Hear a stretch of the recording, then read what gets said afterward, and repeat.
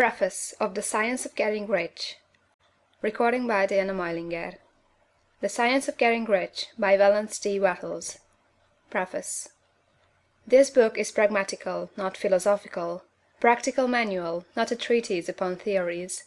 It is intended for the men and women whose most pressing need is for money, who wish to get rich first and philosophize afterward.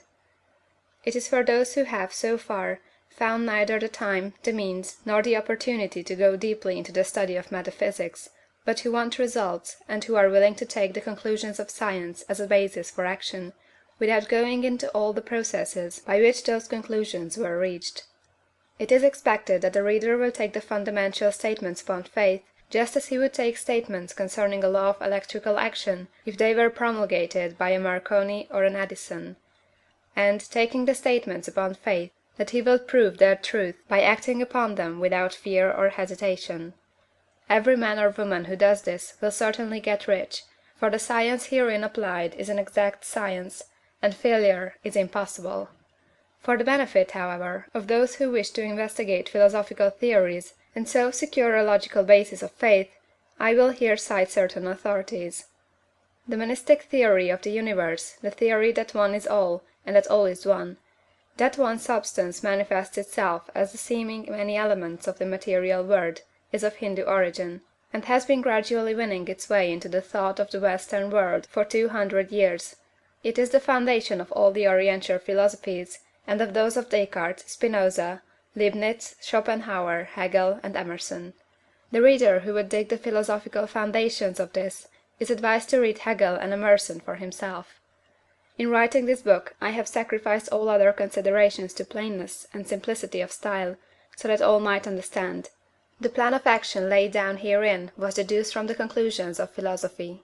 It has been thoroughly tested, and bears the supreme test of practical experiment. It works.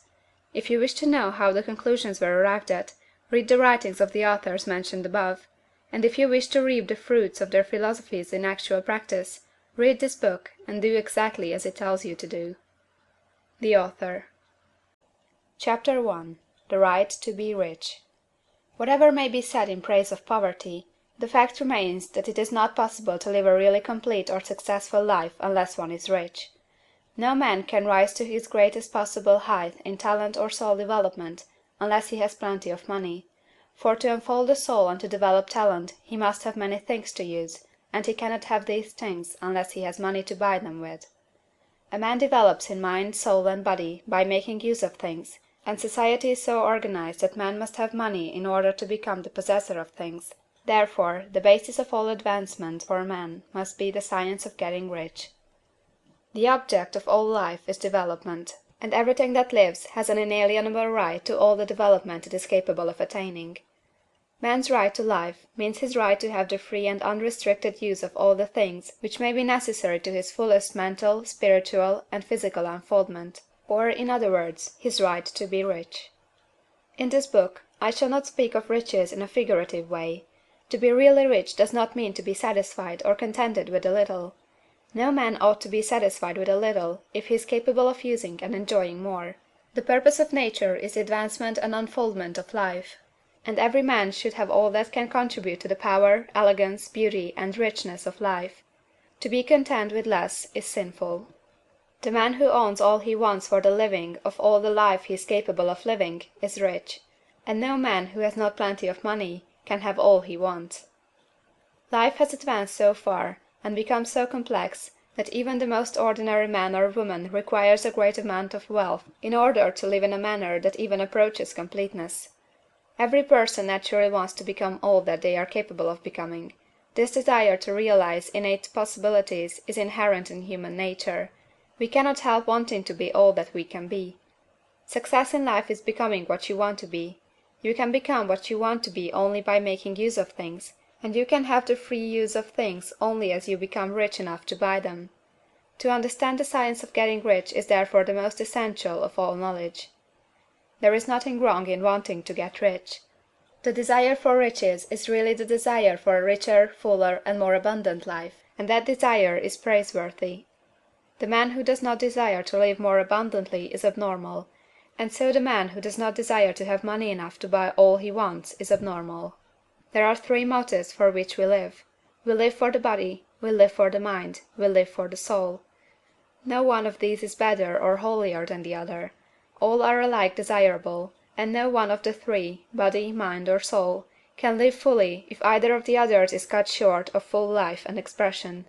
It is not right or noble to live only for the soul and deny mind or body, and it is wrong to live for the intellect and deny body or soul. We are all acquainted with the loathsome consequences of living for the body and denying both mind and soul, and we can see that real life means the complete expression of all that man can give forth through body, mind, and soul. Whatever he can say, no man can be really happy or satisfied unless his body is living fully in every function, and unless the same is true for his mind and his soul. Wherever there is unexpressed possibility, or function not performed, there is unsatisfied desire. Desire is possibility seeking expression, or function seeking performance. Man cannot live fully in body without good food, comfortable clothing, and warm shelter, and without freedom from excessive toil. Rest and recreation are also necessary for his physical life. He cannot live fully in mind without books and time to study them, without opportunity to travel and observation, or without intellectual companionship.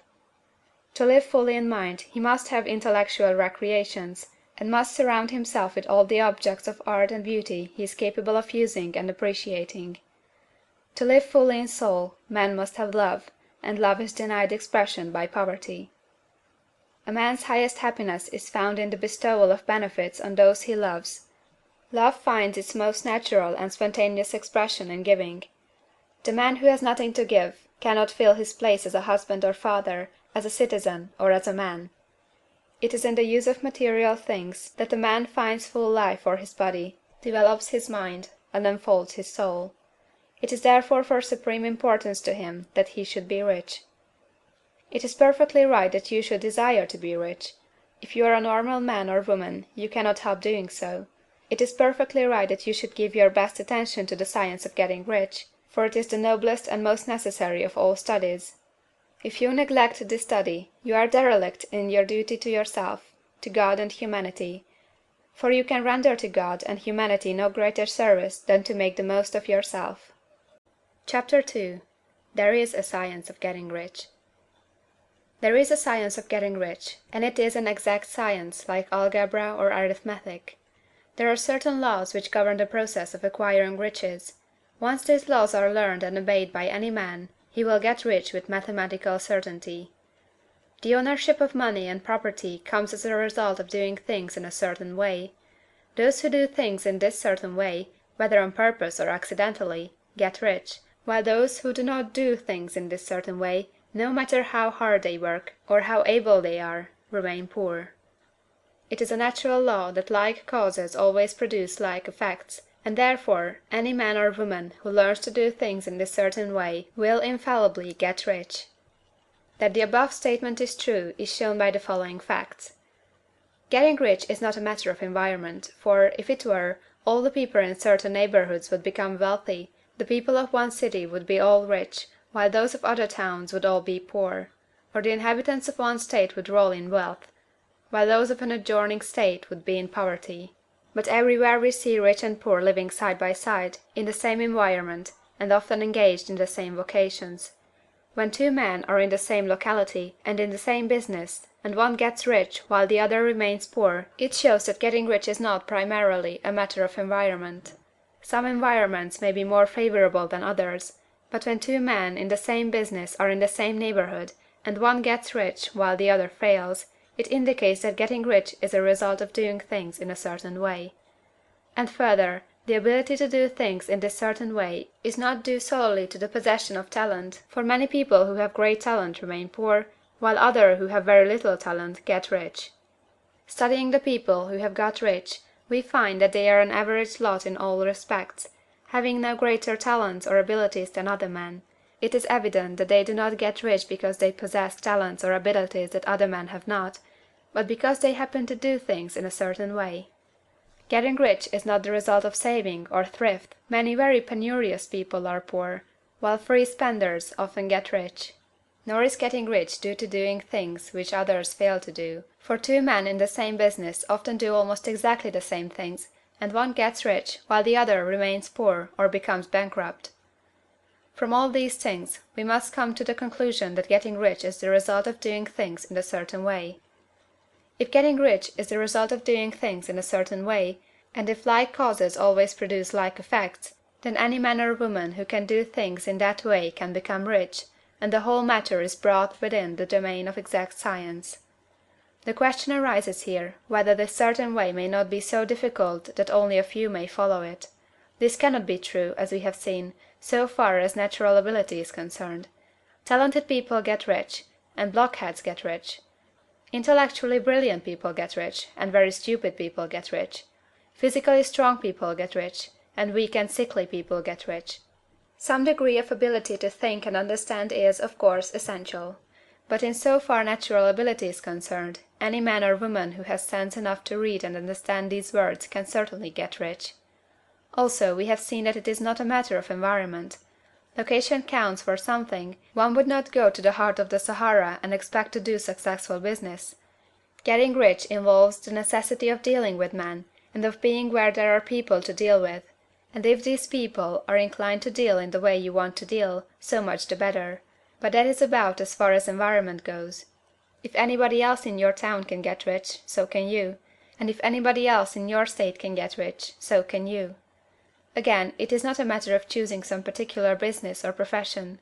People get rich in every business and in every profession, while their next-door neighbors on the same vocation remain in poverty.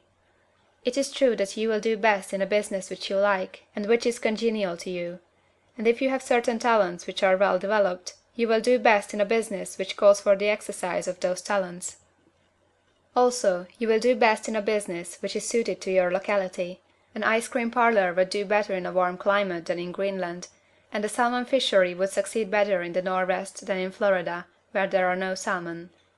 But, aside from these general limitations, getting rich is not dependent upon your engaging in some particular business, but upon your learning to do things in a certain way.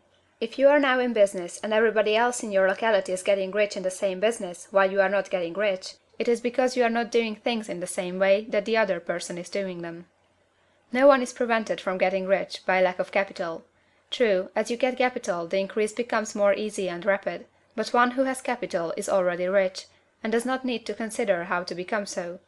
No matter how poor you may be, if you begin to do things in a certain way, you will begin to get rich, and you will begin to have capital. The getting of capital is a part of the process of getting rich, and it is a part of the result which invariably follows the doing of things in a certain way. You may be the poorest man on the continent, and be deeply in debt. You may have neither friends, influence, nor resources, but if you begin to do things in this way, you must infallibly begin to get rich, for like causes must produce like effects. If you have no capital, you can get capital. If you are in the wrong business, you can get into the right business. If you are in the wrong location, you can go to the right location, and you can do so by beginning in your present business and in your present location to do things in the certain way which causes success. Chapter 3. Is Opportunity Monopolized? No man is kept poor because opportunity has been taken away from him, because other people have monopolized the wealth, and have put a fence around it. You may be shut off from engaging in business in certain lines, but there are other channels open to you. Probably it would be hard for you to get control of any of the great railroad systems. That field is pretty well monopolized. But the electric railway business is still in its infancy, and offers plenty of scope for enterprise, and it will be but a few years until traffic and transportation through the air will become a great industry, and in all its branches will give employment to hundreds of thousands and perhaps to millions of people. Why not turn your attention to the development of aerial transportation, instead of competing with J. Hill and others for a chance in the steam railway world? It is quite true that if you are a workman in the employ of the Steel Trust, you have very little chance of becoming the owner of the plant in which you work. But it is also true that if you will commence the act in a certain way, you can soon leave the employ of the Steel Trust. You can buy a farm of from 10 to 40 acres, and engage in business as a producer of foodstuffs. There is great opportunity at this time for men who will live upon small tracts of land and cultivate the same intensively. Such men will certainly get rich. You may say that it is impossible for you to get the land, but I am going to prove to you that it is not impossible, and that you can certainly get a farm if you will go to work in a certain way. At different periods the tide of opportunity sets in different directions, according to the needs of the whole, and the particular stage of social evolution which has been reached. At present, in America, it is setting toward agriculture and the allied industries and professions. Today, opportunity is open before the factory worker in his line. It is open before the business man who supplies the farmer more than before the one who supplies the factory worker, and before the professional man who waits upon the farmer more than before the one who serves the working class. There is abundance of opportunity for the man who will go with the tide, instead of trying to swim against it. So the factory workers, either as individuals or as a class, are not deprived of opportunity. The workers are not being kept down by their masters. They are not being ground by the trusts and combinations of capital. As a class, they are where they are because they do not do things in a certain way. If the workers of America chose to do so, they could follow the example of their brothers in Belgium and other countries, and establish great department stores and cooperative industries. They could elect men of their own class to office, and pass laws favoring the development of such cooperative industries, and in a few years they could take peaceable possession of the industrial field. The working class may become the master class whenever they will begin to do things in a certain way. The law of wealth is the same for them as it is for all others. This they must learn, and they will remain where they are as long as they continue to do as they do. The individual worker, however, is not held down by the ignorance or the mental slothfulness of his class. He can follow the tide of opportunity to riches, and this book will tell them how. No one is kept in poverty by a shortness in the supply of riches. There is more than enough for all. A palace as large as the Capitol at Washington might be built for every family on earth from the building material in the United States alone, and under intensive cultivation this country would produce wool, cotton, linen, and silk enough to clothe each person in the world finer than Solomon was arrayed in all his glory, together with food enough to feed them all luxuriously. The visible supply is practically inexhaustible, and the invisible supply really is inexhaustible. Everything you see on earth is made from one original substance, out of which all things proceed. New forms are constantly being made, and older ones are dissolving, but all are shapes assumed by one thing. There is no limit to the supply of formless stuff, or original substance. The universe is made out of it, but it was not all used in making the universe. The spaces in, through, and between the forms of the visible universe are permeated and filled with the original substance, with the formless stuff, with the raw material of all things. 10,000 times as much as has been made might still be made, and even then we should not have exhausted the supply of universal raw material. No man, therefore, is poor because nature is poor, or because there is not enough to go around. Nature is an inexhaustible storehouse of riches. The supply will never run short. Original substance is alive with creative energy, and is constantly producing more forms. When the supply of building material is exhausted, more will be produced. When the soil is exhausted, so that foodstuffs and materials for clothing will no longer grow upon it, it will be renewed, or more soil will be made. When all the gold and silver has been dug from the earth, if man is still in such a stage of social development that he needs gold and silver, more will be produced from the formless. The formless stuff responds to the needs of man, it will not let him be without any good thing. This is true of man collectively.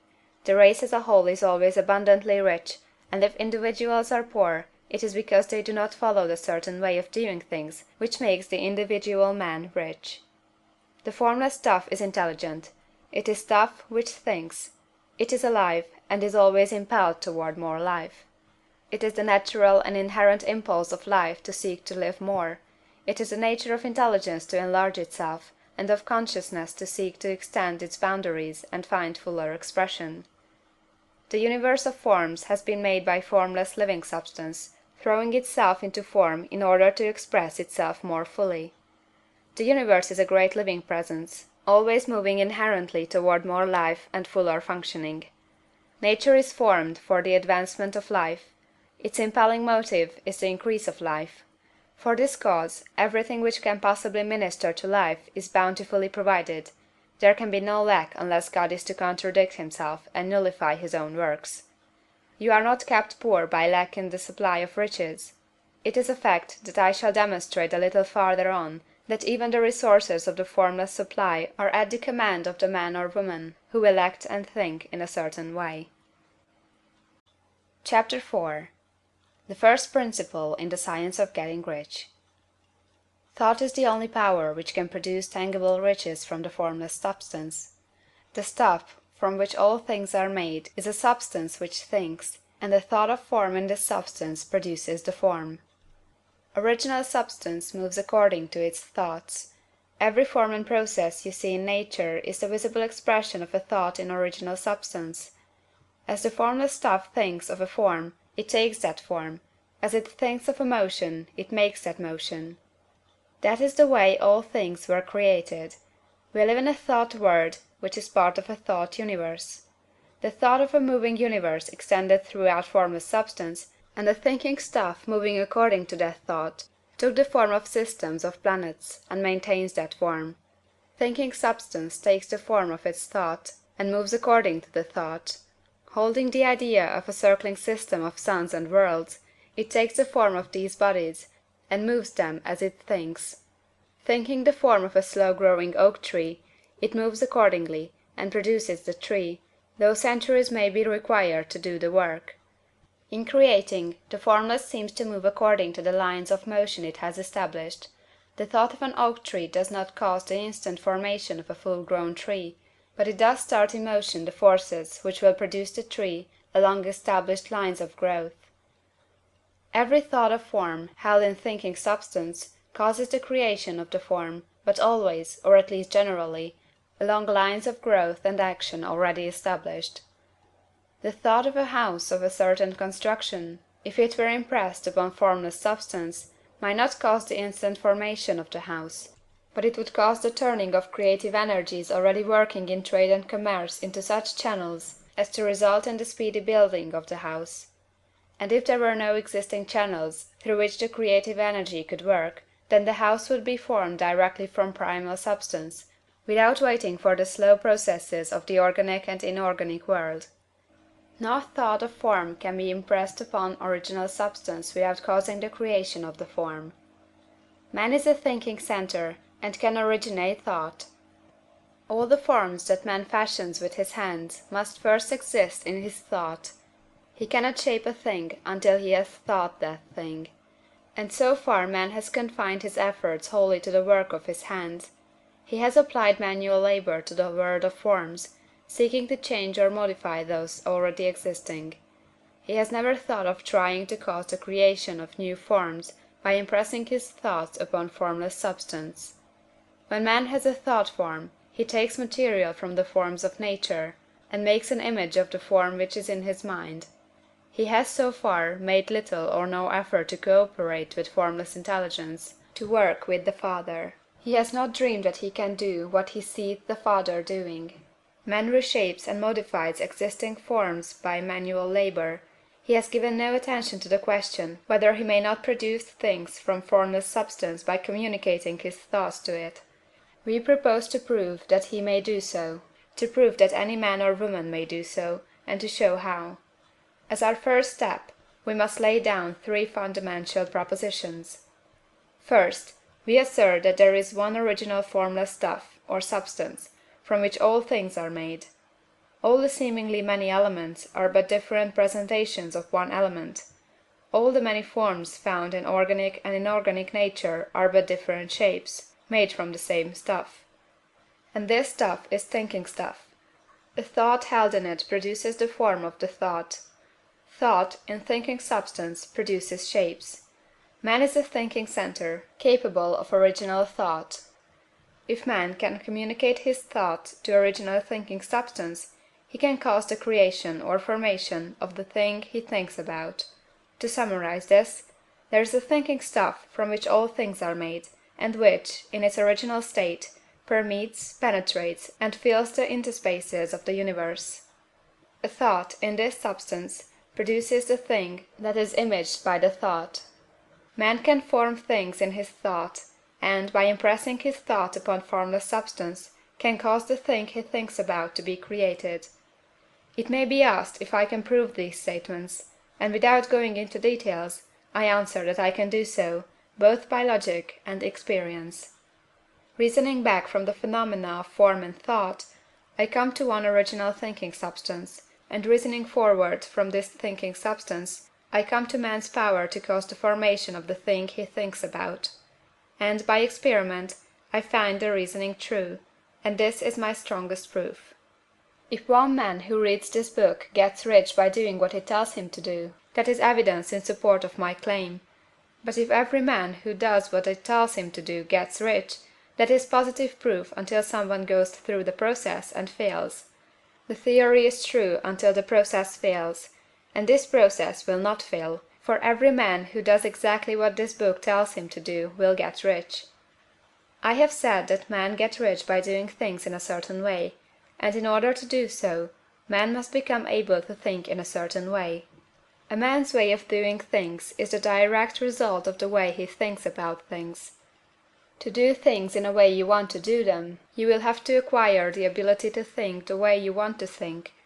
This is the first step toward getting rich. To think what you want to think is to think truth, regardless of appearances. Every man has the natural and inherent power to think what he wants to think, but it requires far more effort to do so than it does to think the thoughts which are suggested by appearances. To think according to appearance is easy. To think truth, regardless of appearances, is laborious, and requires the expenditure of more power than any other work man is called upon to perform. There is no labor from which most people shrink as they do from that of sustained and consecutive thought. It is the hardest work in the world. This is especially true when truth is contrary to appearances. Every appearance in the visible world tends to produce a corresponding form in the mind which observes it, and this can only be prevented by holding the thought of the truth. To look upon the appearance of disease will produce the form of disease in your own mind, and ultimately in your body, unless you hold the thought of the truth, which is that there is no disease. It is only an appearance, and the reality is health. To look upon the appearances of poverty will produce corresponding forms in your own mind, unless you hold to the truth that there is no poverty, there is only abundance. To think health when surrounded by the appearances of disease, or to think riches when in the midst of appearances of poverty, requires power. But he who acquires this power becomes a master mind. He can conquer fate, he can have what he wants. This power can only be acquired by getting hold of the basic fact which is behind all appearances, and that fact is that there is one thinking substance from which and by which all things are made. Then we must grasp the truth that every thought held in this substance becomes a form, and that man can so impress his thoughts upon it as to cause them to take form and become visible things. When we realize this, we lose all doubt and fear, for we know that we can create we want to create, we can get what we want to have, and can become what we want to be. As a first step toward getting rich, you must believe the three fundamental statements given previously in this chapter, and in order to emphasize them, I repeat them here. There is a thinking stuff from which all things are made, and which, in its original state, permeates, penetrates, and fills the interspaces of the universe. A thought, in this substance, produces the thing that is imaged by the thought. Man can form things in his thought, and, by impressing his thought upon formless substance, can cause the thing he thinks about to be created. You must lay aside all other concepts of the universe than this monistic one, and you must dwell upon this until it is fixed in your mind, and has become your habitual thought. Read these creed statements over and over again, fix every word upon your memory, and meditate upon them until you firmly believe what they say. If a doubt comes to you, cast it aside as a sin. Do not listen to arguments against this idea. Do not go to churches or lectures where a contrary concept of things is taught or preached. Do not read magazines or books which teach a different idea. If you get mixed up in your faith, all your efforts will be in vain. Do not ask why these things are true, nor speculate as to how they can be true. Simply take them on trust. The science of getting rich begins with the absolute acceptance of this faith. Chapter V. Increasing Life. You must get rid of the last vestige of the old idea that there is a Deity whose will it is that you should be poor, or whose purposes may be served by keeping you in poverty. The intelligent substance which is all, and in all, and which lives in all, and lives in you, is a consciously living substance. Being a consciously living substance, it must have the nature and inherent desire of every living intelligence for increase of life. Every living thing must continually seek for the enlargement of its life, because life, in the mere act of living, must increase itself. A seed, dropped into the ground, springs into activity, and in the act of living produces 100 more seeds. Life, by living, multiplies itself. It is forever becoming more. It must do so if it continues to be at all. Intelligence is under the same necessity for continuous increase. Every thought we think makes it necessary for us to think another thought. Consciousness is continually expanding. Every fact we learn leads us to the learning of another fact. Knowledge is continually increasing. Every talent we cultivate brings to the mind the desire to cultivate another talent. We are subject to the urge of life, seeking expression, which ever drives us on to know more, to do more, and to be more. In order to know more, do more, and be more, we must have more. We must have things to use, for we learn, and do, and become, only by using things. We must get rich, so that we can live more. The desire for riches is simply the capacity for larger life seeking fulfillment. Every desire is the effort of an unexpressed possibility to come into action. It is power seeking to manifest which causes desire. That which makes you want more money is the same as that which makes the plant grow. It is life, seeking fuller expression. The one living substance must be subject to this inherent law of all life. It is permeated with the desire to live more. That is why it is under the necessity of creating things. The one substance desires to live more in you, hence it wants you to have all the things you can use. It is the desire of God that you should get rich. He wants you to get rich, because he can express himself better through you if you have plenty of things to use in giving him expression. He can live more in you if you have unlimited command of the means of life. The universe desires you to have everything you want to have. Nature is friendly to your plans. Everything is naturally for you. Make up your mind that this is true. It is essential, however, that your purpose should harmonize with the purpose that is in all.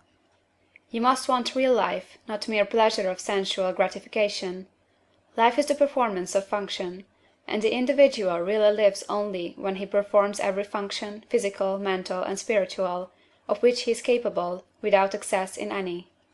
You do not want to get rich in order to live swinishly, for the gratification of animal desires. That is not life. But the performance of every physical function is a part of life, and no one lives completely who denies the impulses of the body a normal and healthful expression. You do not want to get rich solely to enjoy mental pleasures, to get knowledge, to gratify ambition, to outshine others, to be famous. All these are legitimate part of life, but the man who lives for the pleasures of the intellect alone will only have a partial life, and he will never be satisfied with his lot.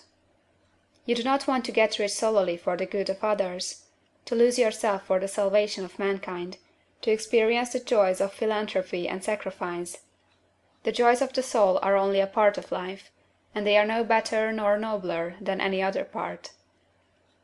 You want to get rich in order that you may eat, drink, and be merry when it is time to do these things, in order that you may surround yourself with beautiful things, see distant lands, feed your mind, and develop your intellect, in order that you may love man and do kind things, and be able to play a good part in helping the world to find truth.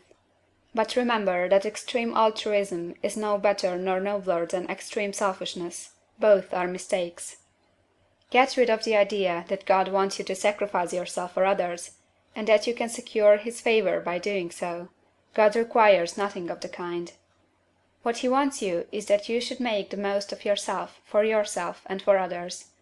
And you can help others more by making the most of yourself than in any other way. You can make the most of yourself only by getting rich, so it is right and praiseworthy that you should give your first and best thought to the work of acquiring wealth. Remember, however, that the desire of substance is for all, and its movements must be for more life to all. It cannot be made to work for less life to any, because it is equally in all, seeking riches and life. Intelligent substance will make things for you, but it will not take things away from some one else and give them to you. You must get rid of the thought of competition. You are to create, not to compete for what is already created. You do not have to take anything from anyone. You do not have to drive sharp bargains. You do not have to cheat, or to take advantage. You do not need to let any man work for you for less than he earns. You do not have to covet the property of others, or to look at it with wistful eyes. No man has anything of which you cannot have the like, and that without taking what he has away from him. You are to become a creator, not a competitor. You are going to get what you want, but in such a way that when you get it every other man will have more than he has now. I am aware that there are men who get a vast amount of money by proceeding in direct opposition to the statements in the paragraph above, and may add a word of explanation here. Men of the plutocratic type, who become very rich, do so sometimes purely by their extraordinary ability on the plane of competition, and sometimes they unconsciously relate themselves to substance in its great purposes and movements for the general racial upbuilding through industrial evolution. Rockefeller, Carnegie, Morgan, and others have been the unconscious agents of the supreme in the necessary work of systematizing and organizing productive industry, and in the end their work will contribute immensely toward increased life for all. Their day is nearly over. They have organized production, and will soon be succeeded by the agents of the multitude who will organize the machinery of distribution. The multimillionaires are like the monster reptiles of the prehistoric eras. They play a necessary part in the evolutionary process, but the same power which produced them will dispose of them. And it is well to bear in mind that they have never been really rich. A record of the private lives of most of this class will show that they have really been the most abject and wretched of the poor. Riches secured on the competitive plane are never satisfactory and permanent. They are yours today and another's tomorrow. Remember, if you are to become rich in a scientific and certain way, you must rise entirely out of the competitive thought. You must never think for a moment that the supply is limited. Just as soon as you begin to think that all the money is being cornered and controlled by bankers and others, and that you must exert yourself to get laws passed to stop this process and so on, in that moment you drop into the competitive mind, and your power to cause creation is gone for the time being, and what is worse, you will probably arrest the creative movements you have already instituted. Know that there are countless millions of dollars worth of gold in the mountains of the earth, not yet brought to light, and know that if there were not, more would be created from thinking substance to supply your needs. Know that the money you need will come, even if it is necessary for 1,000 men to be led to the discovery of new gold mines tomorrow. Never look at the visible supply, look always at the limitless riches in formless substance, and know that they are coming to you as fast as you can receive and use them. Nobody, by cornering the visible supply, can prevent you from getting what is yours. So never allow yourself to think for an instant that all the best building spots will be taken before you get ready to build your house, unless you hurry. Never worry about the trusts and combines, and get anxious for fear they will soon come to own the whole earth. Never get afraid that you will lose what you want because some other person beats you to it. That cannot possibly happen. You are not seeking anything that is possessed by anybody else. You are causing what you want to be created from formless substance, and the supply is without limits. Stick to the formulated statement. There is a thinking stuff from which all things are made, and which, in its original state, permeates, penetrates, and fills the interspaces of the universe. A thought, in this substance, produces the thing that is imaged by the thought. Man can form things in his thought, and, by impressing his thought upon formless substance, can cause the thing he thinks about to be created. Chapter 6. How Riches Come to You. When I say that you do not have to drive sharp bargains, I do not mean that you do not have to drive any bargains at all, or that you are above the necessity for having any dealings with your fellow men. I mean that you will not need to deal with them unfairly. You do not have to get something for nothing, but can give to every man more than you take from him. You cannot give every man more in cash market value than you take from him, but you can give him more in use value than the cash value of the thing you take from him. The paper, ink, and other material in this book may not be worth the money you pay for it, but if the ideas suggested in it bring you thousands of dollars, you have not been wronged by those who sold it to you. They have given you a great use value for a small cash value. Let us suppose that I own a picture by one of the greatest artists, which, in any civilized community, is worth thousands of dollars. I take it to Baffin Bay, and by salesmanship induce an Eskimo to give a bundle of furs worth $500 for it. I have really wronged him, for he has no use for the picture. It has no use value to him. It will not add to his life. But suppose I give him a gun, worth $50 for his furs. Then he has made a good bargain. He has use for the gun. It will get him many more furs and much food. It will add to his life in every day. It will make him rich. When you rise from the competitive to the creative plane, you can scan your business transactions very strictly, and if you are selling any man anything which does not add more to his life than the thing he gives you in exchange, you can afford to stop it. You do not have to beat anybody in business. And if you are in a business which does beat people, get out of it at once. Give every man more in use value than you take from him in cash value. Then you are adding to the life of the world by every business transaction. If you have people working for you, you must take from them more cash value than you pay them in wages. But you can so organize your business that it will be filled with the principle of advancement, and so that each employee who wishes to do so may advance a little every day. You can make your business do for your employees what this book is doing for you. You can so conduct your business that it will be a sort of ladder, by which every employee who will take the trouble may climb to riches himself, and given the opportunity, if he will not do so, it is not your fault. And finally, because you are to cause the creation of your riches from formless substance which permeates all your environment, it does not follow that they are to take shape from the atmosphere and come into being before your eyes. If you want a sewing machine, for instance, I do not mean to tell you that you are to impress the thought of a sewing machine on thinking substance until the machine is formed without hands, in the room where you sit or elsewhere.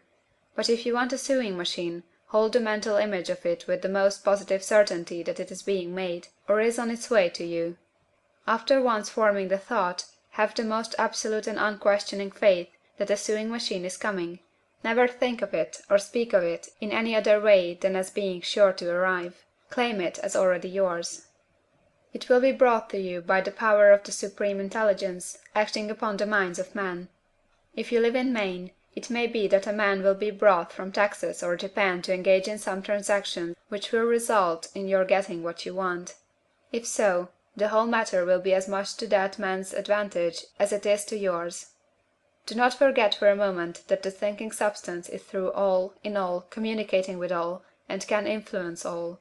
The desire of thinking substance for fuller life and better living has caused the creation of all the sewing machines already made, and it can cause the creation of millions more, and will, whenever men set it in motion by desire and faith, and by acting in a certain way.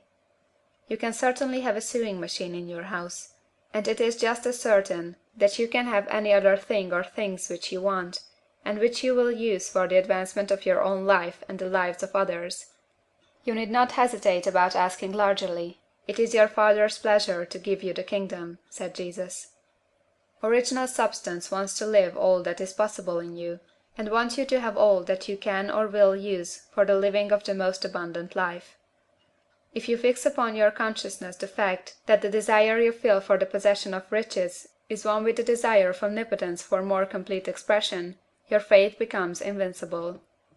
Once I saw a little boy sitting at a piano and vainly trying to bring harmony out of the keys, and I saw that he was grieved and provoked by his inability to play real music.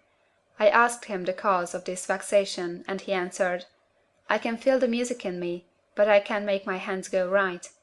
The music in him was the urge of original substance, containing all the possibilities of all life. All that there is of music was seeking expression through the child. God, the one substance, is trying to live and do and enjoy things through humanity. He is saying, I want hands to build wonderful structures, to play divine harmonies, to paint glorious pictures. I want feet to run my errands. eyes to see my beauties, tongues to tell mighty truths, and to sing marvelous songs, and so on. All that there is of possibility is seeking expression through man. God wants those who can play music to have pianos and every other instrument, and to have the means to cultivate their talents to the fullest extent. He wants those who can appreciate beauty to be able to surround themselves with beautiful things. He wants those who can discern the truth to have every opportunity to travel and observe. He wants those who can appreciate dress to be beautifully clothed, and those who can appreciate good food to be luxuriously fed. He wants all these things, because it is himself that enjoys and appreciates them. It is God who wants to play, and sing, and enjoy beauty, and proclaim truth, and wear fine clothes, and eat good foods. It is God that worketh in you to will and to do, said Paul. The desire you feel for riches is the infinite seeking to express himself in you, as he sought to find expression in the little boy at the piano. So you need not hesitate to ask largely. Your part is to focalize and express the desire to God. This is a difficult point with most people. They retain something of the old idea that poverty and self-sacrifice are pleasing to God. They look upon poverty as a part of the plan, a necessity of nature. They have the idea that God has finished his work, and made all that he can make, and that the majority of men must stay poor, because there is not enough to go around. They hold so much to this erroneous thought that they feel ashamed to ask for wealth. They try not to want more than a very modest competence, just enough to make them fairly comfortable. I recall now a case of one student who was told that he must get in mind a clear picture of the things he desired, so that the creative thought of them might be impressed on formless substance. He was a very poor man, living in a rented house, and having only what he earned from day to day, and he could not grasp the fact that all wealth was his. So, after thinking the matter over, he decided that he might reasonably ask for a new rug on the floor of his best room and an anthracite coal stove to heat the house during the cold winter. Following the instructions given in this book, he obtained these things in a few months, and then it dawned upon him that he had not asked enough. He went through the house in which he lived, and planned all the improvements he would like to make in it. He mentally added a bay window here, a room there, until it was complete in his mind as his ideal home, and then he planned its furnishings. Holding the whole picture in his mind, he began living in the certain way, and moving toward what he wanted, and he owns the house now, and is rebuilding it after the form of his mental image, and now, with still larger faith, he is going on to get greater things. It has been unto him according to his faith, and it is so with you and with all of us. Chapter 7. Gratitude. The illustrations given in the last chapter will have conveyed to the reader the fact that the first step toward getting rich is to convey the idea of your wants to the formless substance. This is true, and you will see that in order to do so, it becomes necessary to relate yourself to the formless intelligence in a harmonious way. To secure this harmonious relation is a matter of such primary and vital importance that I shall give some space to its discussion here, and give you instructions which, if you will follow them, will be certain to bring you into perfect unity of mind with God. The whole process of mental adjustment and atonement can be summed up in one word: gratitude. First, you believe that there is one intelligent substance, from which all things proceed. Second, you believe that this substance gives you everything you desire. And third, you relate yourself to it by a feeling of deep and profound gratitude. Many people who order their lives rightly in all other ways are kept in poverty by their lack of gratitude. Having received one gift from God, they cut the wires which connect them with him by failing to make acknowledgment. It is easy to understand that the nearer we live to the source of wealth, the more wealth we shall receive. And it is easy also to understand that the soul that is always grateful lives in closer touch with God than the one which never looks to him in thankful acknowledgment.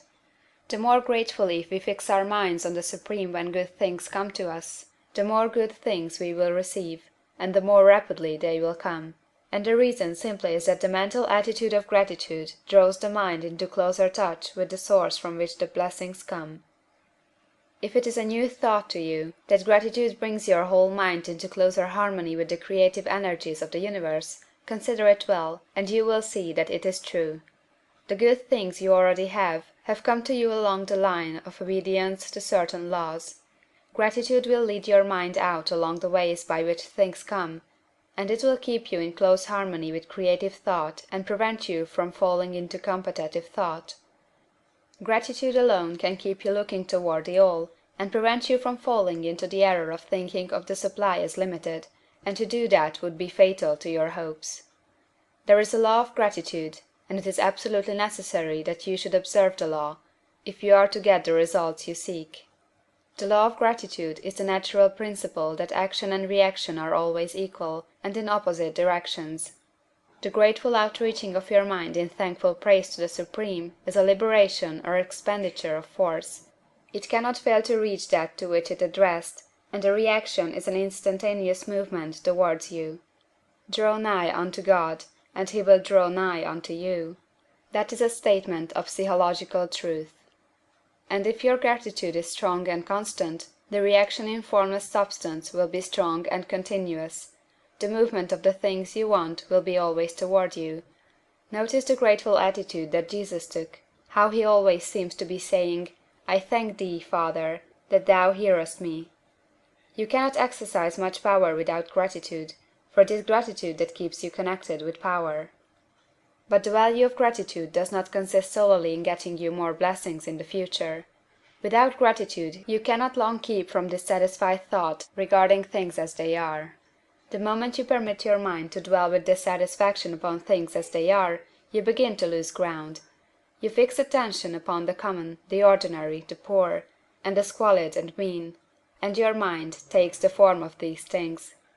Then you will transmit these forms or mental images to the formless, and the common, the poor, the squalid, the mean will come to you. To permit your mind to dwell upon the inferior is to become inferior and to surround yourself with inferior things.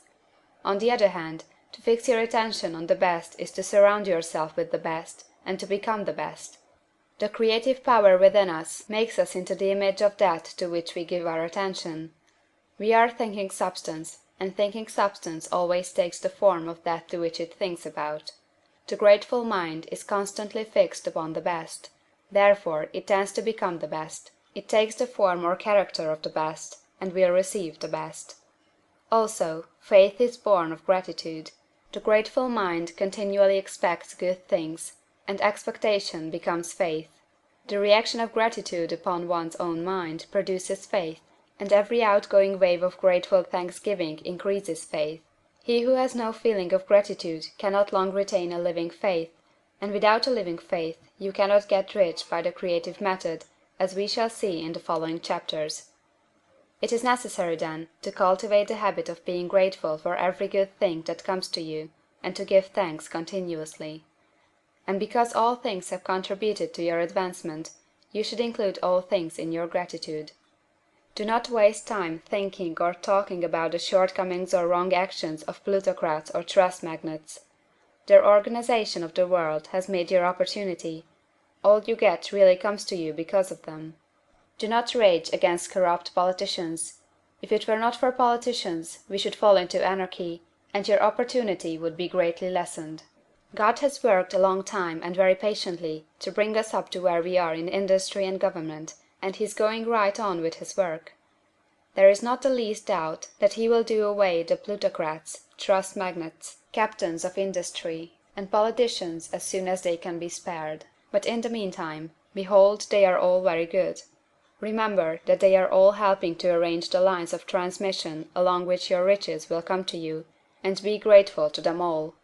This will bring you into harmonious relations with the good in everything, and the good in everything will move toward you. Chapter 8. Thinking in the Certain Way.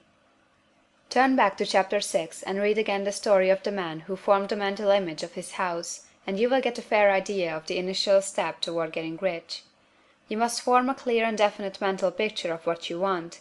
You cannot transmit an idea unless you have it yourself. You must have it before you can give it.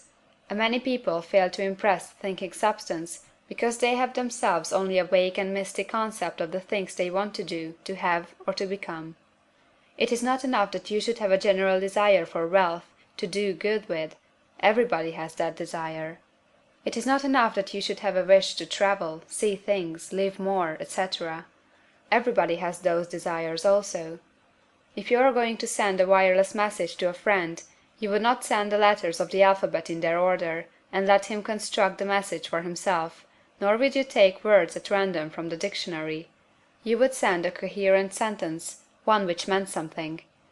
When you try to impress your wants upon substance, remember that it must be done by a coherent statement. You must know what you want, and be definite.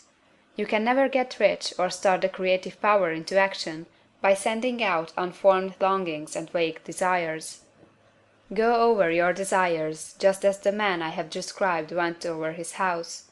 See just what you want, and get a clear mental picture of it as you wish it to look when you get it. That clear mental picture you must have continually in mind, as the sailor has in mind the port toward which he is sailing the ship. You must keep your face toward it all the time. You must no more lose sight of it than the steersman loses sight of the compass. It is not necessary to take exercises in concentration, nor to set apart special times for prayer and affirmation, nor to go into the silence, nor to do occult stunts of any kind. These things are well enough, but all you need is to know what you want, and to want it badly enough so that it will stay in your thoughts. Spend as much your leisure time as you can in contemplating your picture, but no one needs to take exercises to concentrate his mind on a thing he really wants. It is the things you do not really care about which require effort to fix your attention upon them. And unless you really want to get rich, so that the desire is strong enough to hold your thoughts directed to the purpose as the magnetic pole holds the needle of the compass, it will hardly be worth while for you to try to carry out the instructions given in this book. The methods herein set forth are for people whose desire for riches is strong enough to overcome mental laziness and the love of ease, and make them work. The more clear and definite you make your picture then, and the more you dwell upon it, bringing out all its delightful details, the stronger your desire will be, and the stronger your desire, the easier it will be to hold your mind fixed upon the picture of what you want. Something more is necessary, however, than merely to see the picture clearly.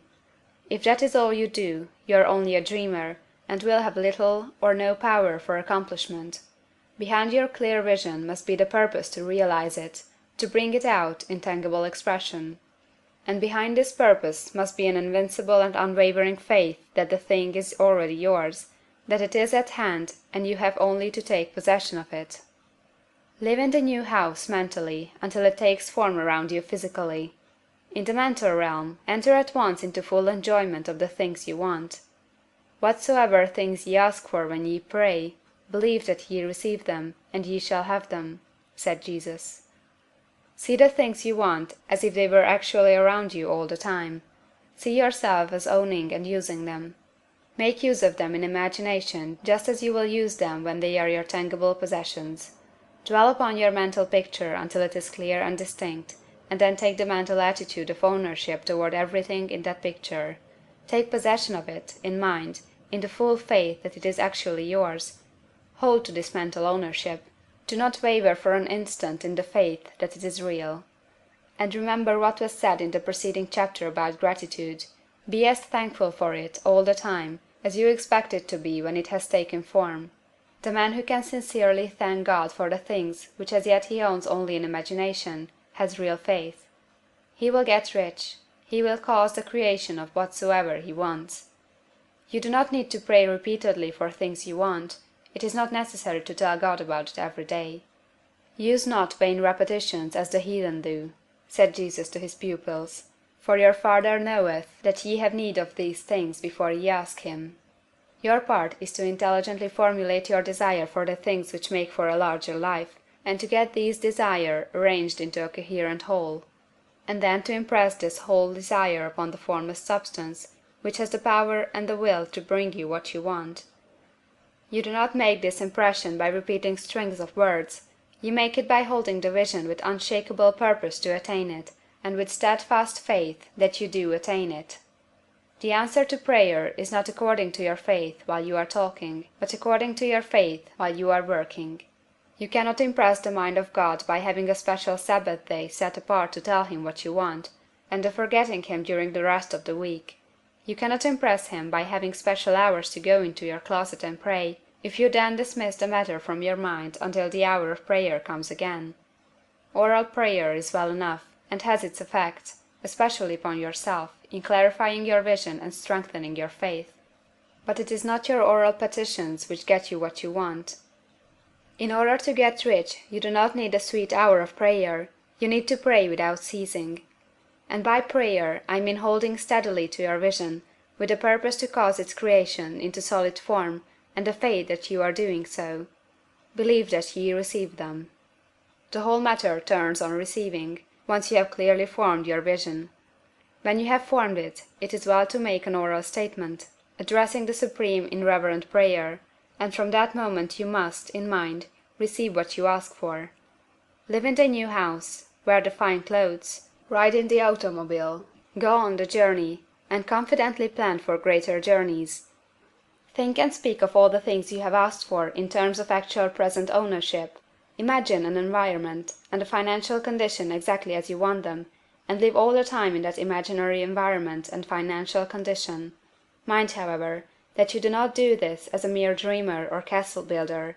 Hold to the faith that the imaginary is being realized, and to the purpose to realize it. Remember that it is faith and purpose in the use of the imagination which makes the difference between the scientist and the dreamer. And having learned this fact, it is here that you must learn the proper use of the will. Chapter IX. How to use the will. To set about getting rich in a scientific way, you do not try to apply your will power to anything outside of yourself. You have no right to do so, anyway. It is wrong to apply your will to other men and women in order to get them do what you wish done. It is as flagrantly wrong to coerce people by mental power as it is to coerce them by physical power. If compelling people by physical force to do things for you reduces them to slavery, compelling them by mental means accomplishes exactly the same thing. The only difference is in methods. If taking things from people by physical force is robbery, then taking things by mental force is robbery also. There is no difference in principle. You have no right to use your will power upon another person, even for his own good, for you do not know what is for his good. The science of getting rich does not require you to apply power or force to any other person, in any way whatsoever. There is not the slightest necessity for doing so. Indeed, any attempt to use your will upon others will only tend to defeat your purpose. You do not need to apply your will to things in order to compel them to come to you. That would simply be trying to coerce God, and would be foolish and useless, as well as irreverent. You do not have to compel God to give you good things, any more than you have to use your will power to make the sun rise. You do not have to use your will power to conquer an unfriendly deity, or to make stubborn and rebellious forces do your bidding. Substance is friendly to you, and is more anxious to give you what you want than you are to get it. To get rich, you need only to use your will power upon yourself. When you know what to think or do, then you must use your will to compel yourself to think and do the right things. That is the legitimate use of the will in getting what you want, to use it in holding yourself to the right course. Use your will to keep yourself thinking and acting in a certain way. Do not try to project your will, or your thoughts, or your mind out into space, to act on things or people. Keep your mind at home. It can accomplish more there than elsewhere. Use your mind to form a mental image of what you want, and to hold that vision with faith and purpose. And use your will to keep your mind working in the right way. The more steady and continuous your faith and purpose, the more rapidly you will get rich, because you will make only positive impressions upon substance, and you will not neutralize or offset them by negative impressions. The picture of your desires, held with faith and purpose, is taken up by the formless, and permits it to great distances throughout the universe for all I know. As this impression spreads, all things are set moving toward its realization. Every living thing, every inanimate thing, and the things yet uncreated, are stirred toward bringing into being that which you want. All force begins to be exerted in that direction. All things begin to move toward you.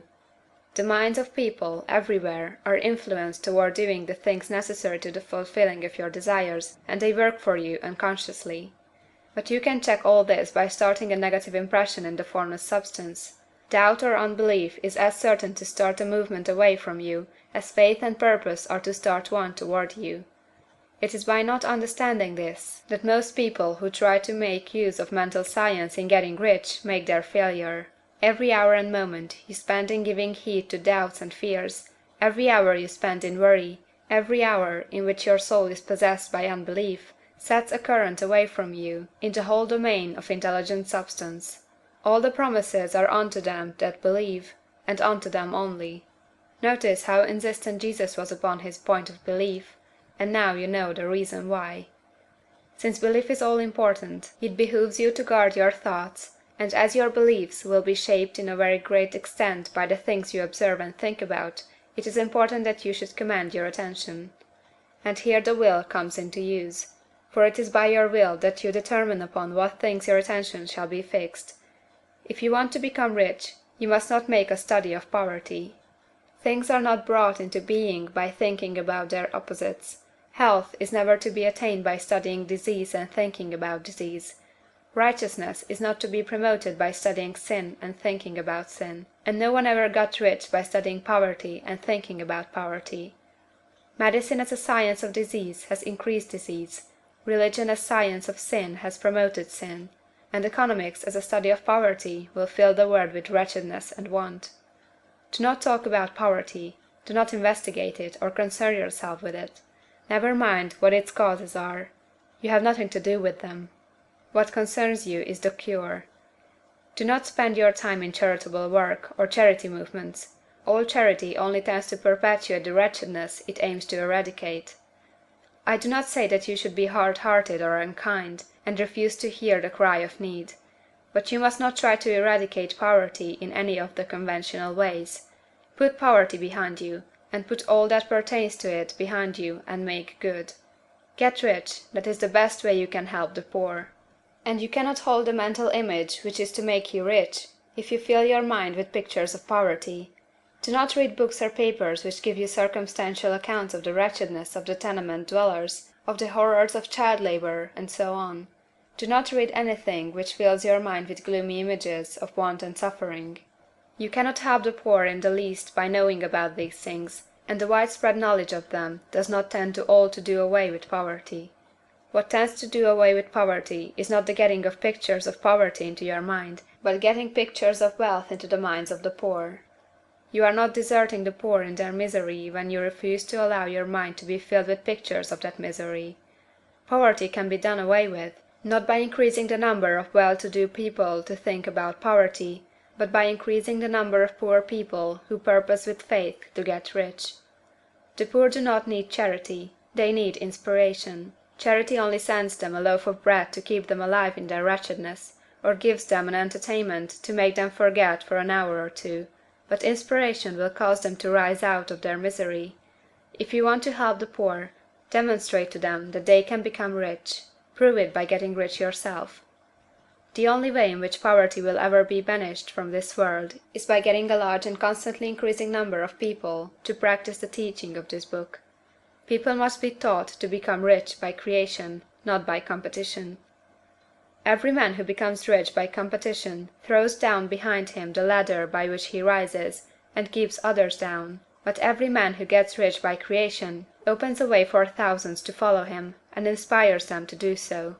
You are not showing hardness of heart or an unfeeling disposition when you refuse to pity poverty, see poverty, read about poverty, or think and talk about it, or to listen to those who do talk about it. Use your willpower to keep your mind off the subject of poverty, and to keep it fixed with faith and purpose on the vision of what you want. Chapter 10. Further Use of the Will. You cannot retain a true and clear vision of wealth if you are constantly turning your attention to opposing pictures, whether they be external or imaginary. Do not tell of your past troubles of a financial nature, if you have had them. Do not think of them at all. Do not tell of the poverty of your parents, or the hardships of your early life. To do any of these things is to mentally class yourself with the poor for the time being, and it will certainly check the movement of things in your direction. Let the dead bury their dead, as Jesus said. Put poverty and all things that pertain to poverty completely behind you. You have accepted a certain theory of the universe as being correct, and are resting all your hopes of happiness on its being correct. And what can you gain by giving heed to conflicting theories? Do not read religious books which tell you that the world is soon coming to an end. And do not read the writing of muckrakers and pessimistic philosophers who tell you that it is going to the devil. The world is not going to the devil, it is going to God. It is wonderful becoming. True, there may be a good many things in existing conditions which are disagreeable, but what is the use of studying them when they are certainly passing away, and when the study of them only tends to check their passing and keep them with us? Why give time and attention to things which are being removed by evolutionary growth, when you can hasten their removal only by promoting the evolutionary growth as far as your part of it goes? No matter how horrible in seeming may be the conditions in certain countries, sections, or places, you waste your time and destroy your own chances by considering them. You should interest yourself in the world's becoming rich. Think of the riches the world is coming into, instead of the poverty it is growing out of.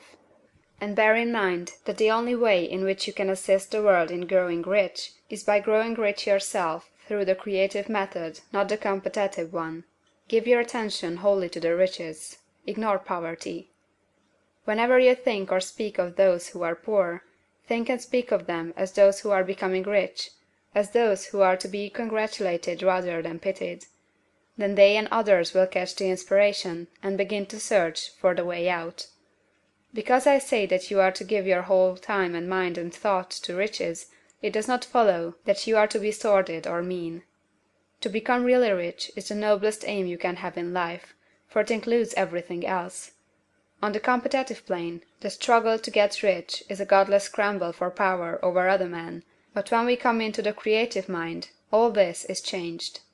All that is possible in the way of greatness and soul unfoldment, of service and lofty endeavor, comes by way of getting rich. All is made possible by the use of things. If you lack for physical health, you will find that the attainment of it is conditional on your getting rich. Only those who are emancipated from financial worry and who have the means to live a carefree existence and follow hygienic practices can have and retain health. Moral and spiritual greatness is possible only to those who are above the competitive battle of existence, and only those who are becoming rich on the plane of creative thought are free from the degrading influences of competition. If your heart is set on domestic happiness, remember that love flourishes best where there is refinement, a high level of thought, and freedom from corrupting influences, and these are to be found only where riches are attained by the exercise of creative thought, without strife or rivalry. You can aim at nothing so great or noble, I repeat, as to become rich, and you must fix your attention upon your mental picture of riches, to the exclusion of all that may tend to dim or obscure the vision. You must learn to see the underlying truth in all things. You must see beneath all seemingly wrong conditions the great one life ever moving forward toward fuller expression and more complete happiness. It is the truth that there is no such thing as poverty, that there is only wealth. Some people remain in poverty because they are ignorant of the fact that there is wealth for them, and these can be best taught by showing them the way of affluence in your own person and practice. Others are poor because, while they feel that there is a way out, they are too intellectually indolent to put forth the mental effort necessary to find that way and by travel it, and for these the very best thing you can do is to arouse their desire by showing them the happiness that comes from being rightly rich. Others still are poor because, while they have some notion of science, they have become so swamped and lost in the maze of metaphysical and occult theories that they do not know which road to take. They try a mixture of many systems and fail in all. For these again the very best thing to do is to show the right way in your own person and practice. An ounce of doing things is worth a pound of theorizing. The very best thing you can do for the whole world is to make the most of yourself. You can serve God and man in no more effective way than by getting rich, that is, if you get rich by the creative method and not by the competitive one. Another thing. We assert that this book gives in detail the principles of the science of getting rich, and if that is true, you do not need to read any other book upon the subject. This may sound narrow and egoistical, but consider, There is no more scientific method of computation in mathematics than by addition, subtraction, multiplication, and division. No other method is possible. There can be but one shortest distance between two points. There is only one way to think scientifically, and that is to think in the way that leads to the most direct and simple route to the goal. No man has yet formulated a briefer or less complex system than the one set forth herein. It has been stripped of all non-essentials. When you commence on this, lay all others aside. Put them out of your mind altogether. Read this book every day, keep it with you, commit it to memory, and do not think about other systems and theories. If you do, you will begin to have doubts, and to be uncertain and wavering in your thought, and then you will begin to make failures. After you have made good and become rich, you may study other systems as much as you please, but until you are quite sure that you have gained what you want, do not read anything on this line but this book, unless it be the authors mentioned in the preface. And read only the most optimistic comments on the world's news, those in harmony with your picture. Also, postpone your investigations into the occult. Do not dabble in theosophy, spiritualism, or kindred studies. It is very likely that the dead still live, and are near, but if they are, let them alone. Mind your own business. Wherever the spirits of the dead may be, they have their own work to do, and their own problems to solve, and we have no right to interfere with them. We cannot help them, and it is very doubtful whether they can help us, or whether we have any right to trespass upon their time if they can. Let the dead and the hereafter alone, and solve your own problem, get rich. If you begin to mix with the occult, you will start mental cross-currents which will surely bring your hopes to shipwreck. Now, this and the preceding chapters have brought us to the following statement of the basic facts. There is a thinking stuff from which all things are made, and which, in its original state, permeates, penetrates, and fills the interspaces of the universe. A thought, in this substance, produces the thing that is imaged by the thought. Man can form things in his thought, and, by impressing his thought upon formless substance, can cause the thing he thinks about to be created. In order to do this, man must pass from the competitive to the creative mind. He must form a clear mental picture of the things he wants, and hold this picture in his thoughts with the fixed purpose to get what he wants, and the unwavering faith that he does get what he wants, closing his mind against all that may tend to shake his purpose, dim his vision, or quench his faith. And in addition to all this, we shall now see that he must live and act in a certain way. Chapter 11. Acting in a certain way. Thought is the creative power, or the impelling force which causes the creative power to act. Thinking in a certain way will bring riches to you, but you must not rely upon thought alone, paying no attention to personal action. That is the rock upon which many otherwise scientific metaphysical thinkers meet shipwreck, the failure to connect thought with personal action. We have not yet reached the stage of development, even supposing such a stage to be possible, in which man can create directly from formless substance without nature's processes or the work of human hands. Man must not only think, but his personal action must supplement his thought. By thought, you can cause the gold in the hearts of the mountains to be impelled toward you, but it will not mine itself, refine itself, coin itself into double eagles, and come rolling along the roads seeking its way into your pocket. Under the impelling power of the Supreme Spirit, man's affairs will be so ordered that some one will be led to mine the gold for you. Other men's business transactions will be so directed that the gold will be brought toward you, and you must so arrange your own business affairs that you may be able to receive it when it comes to you. Your thought makes all things, animate and inanimate, work to bring you what you want, but your personal activity must be such that you can rightly receive what you want when it reaches you. You are not to take it as charity, nor to steal it. You must give every man more in use value than he gives you in cash value. The scientific use of thought consists in forming a clear and distinct mental image of what you want, in holding fast to the purpose to get what you want, and in realizing with grateful faith that you do get what you want. Do not try to project your thought in any mysterious or occult way, with the idea of having it go out and do things for you. That is wasted effort, and will weaken your power to think with sanity. The action of thought in getting rich is fully explained in the preceding chapters. Your faith and purpose positively impress your vision upon formless substance, which has the same desire for more life that you have; and this vision, received from you, sets all the creative forces at work in and through their regular channels of action, but directed toward you. It is not your part to guide or supervise the creative process. All you have to do with that is to retain your vision, stick to your purpose, and maintain your faith and gratitude. But you must act in a certain way, so that you can appropriate what is yours when it comes to you, so that you can meet the things you have in your picture, and put them in their proper places as they arrive. You can really see the truth of this. When things reach you, they will be in the hands of other men, who will ask an equivalent for them. And you can only get what is yours by giving the other man what is his. Your pocketbook is not going to be transformed into a Fortunatus purse, which shall be always full of money without effort on your part. This is a crucial point in the science of getting rich. Right here, when thought and personal action must be combined, there are very many people who, consciously or unconsciously, set the creative forces in action by the strength and persistence of their desires, but who remain poor because they do not provide for the reception of the thing they want when it comes. By thought, the thing you want is brought to you; by action, you receive it. Whatever your action is to be, it is evident that you must act now. You cannot act in the past, and it is essential to the clearness of your mental vision that you dismiss the past from your mind.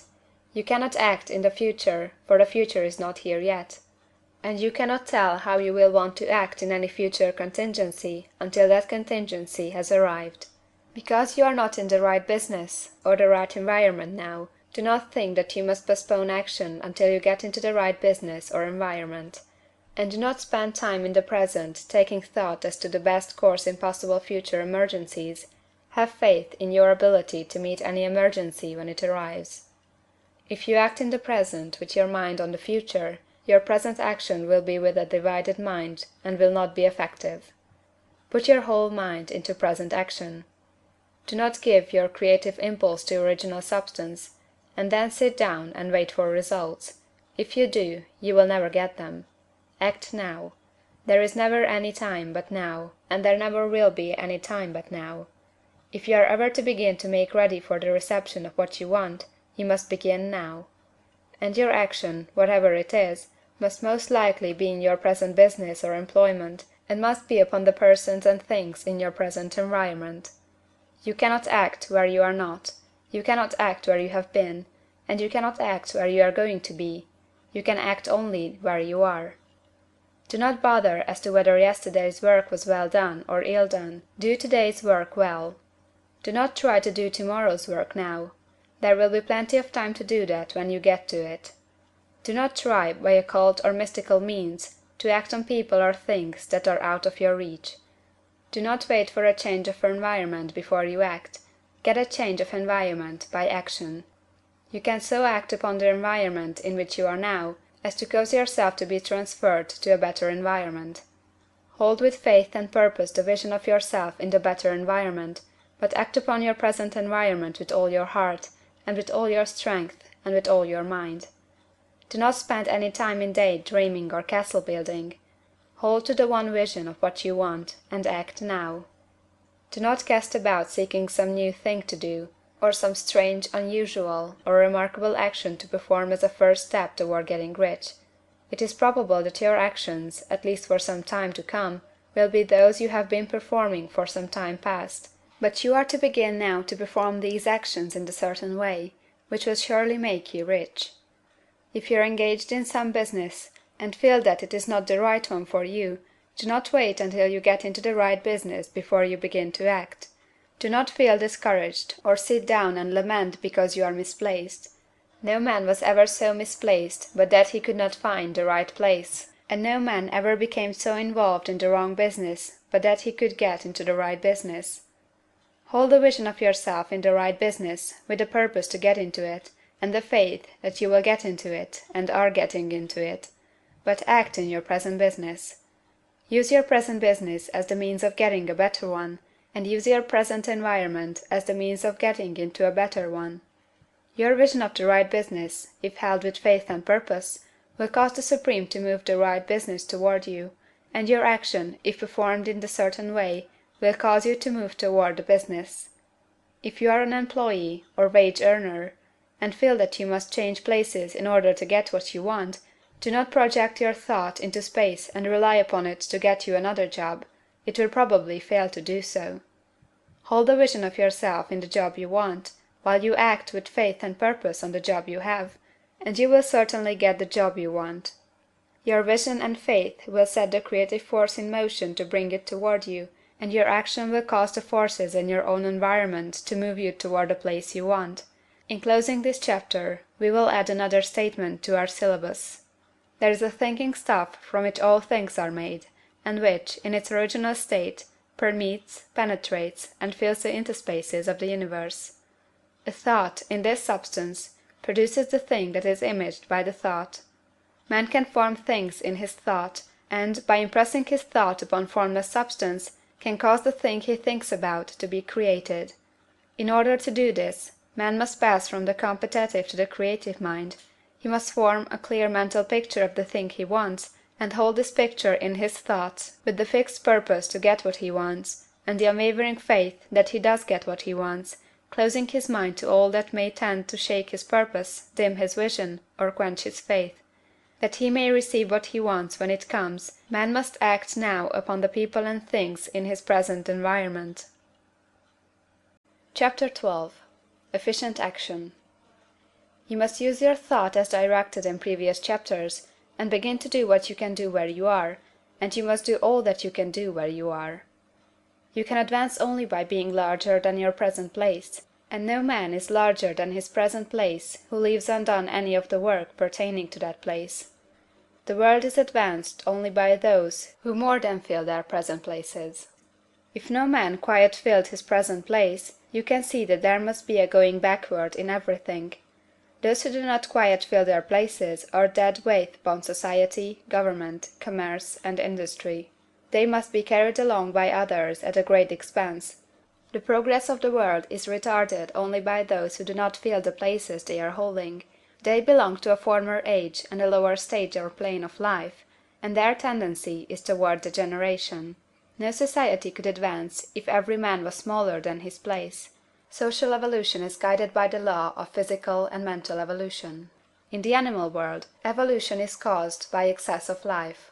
When an organism has more life than can be expressed in the functions of its own plane, it develops the organs of a higher plane, and a new species is originated.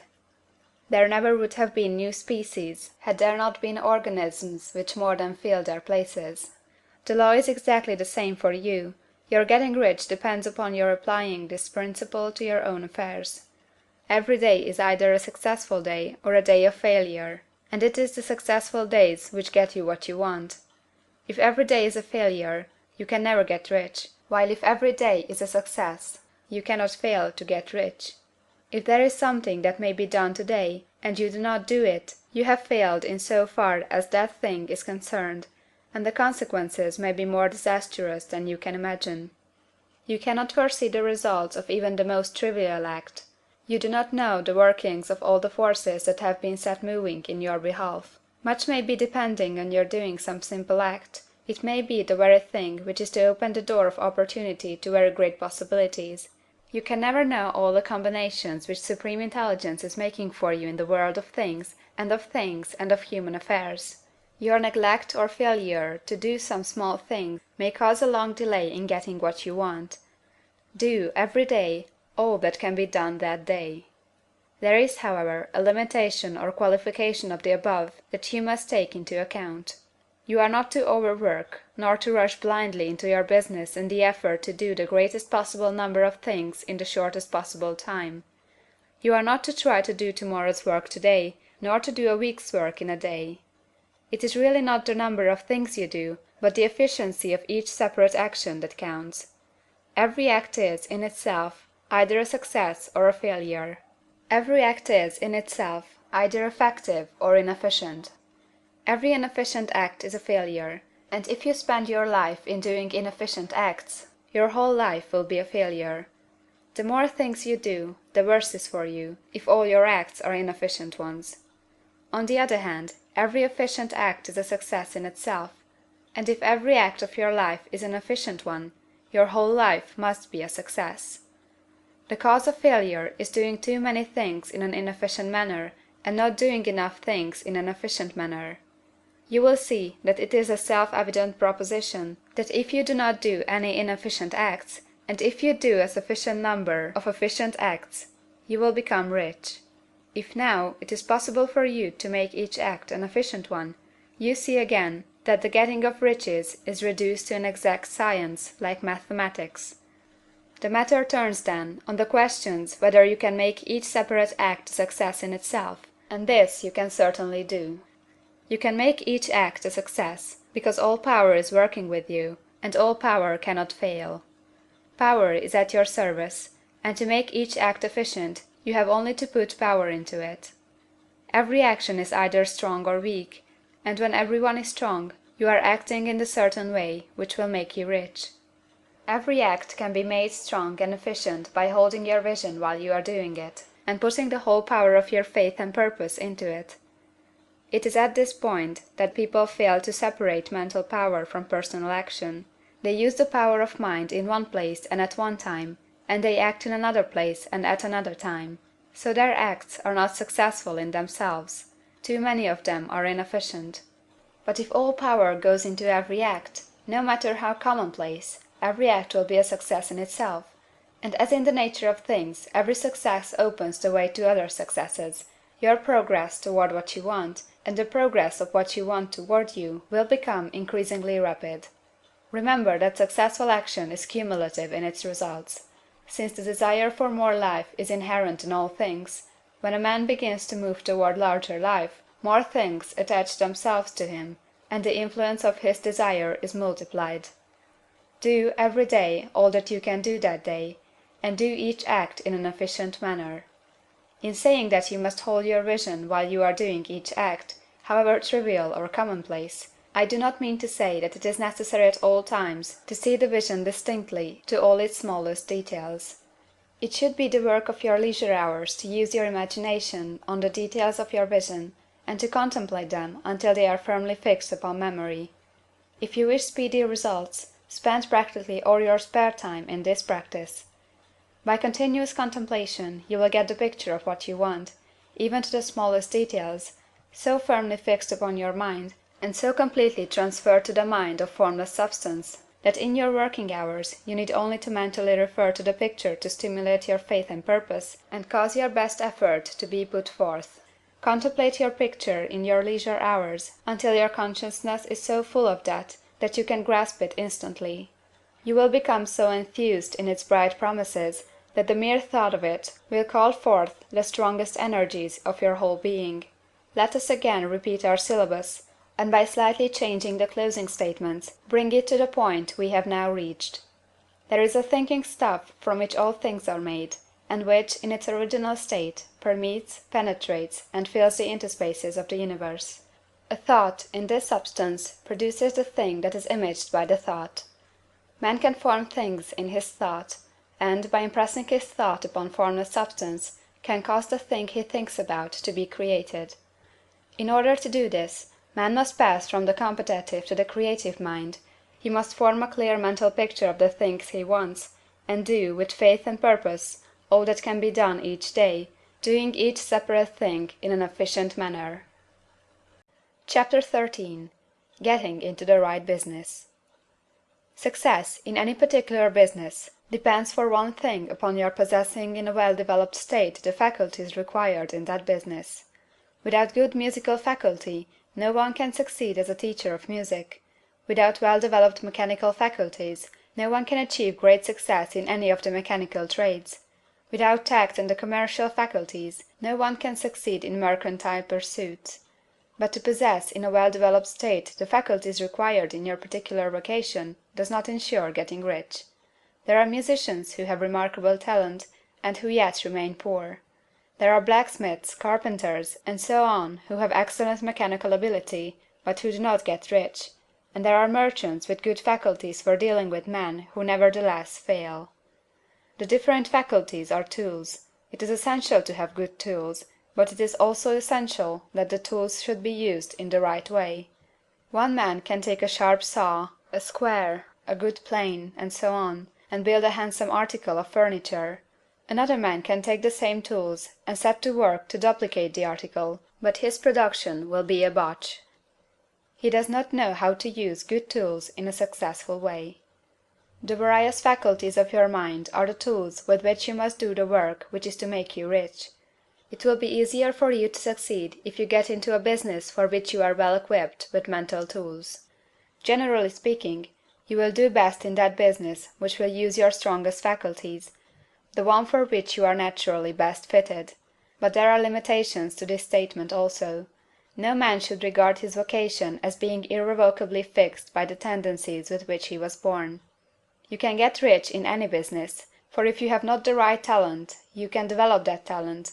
It merely means that you will have to make your tools as you go along, instead of confining yourself to the use of those with which you were born.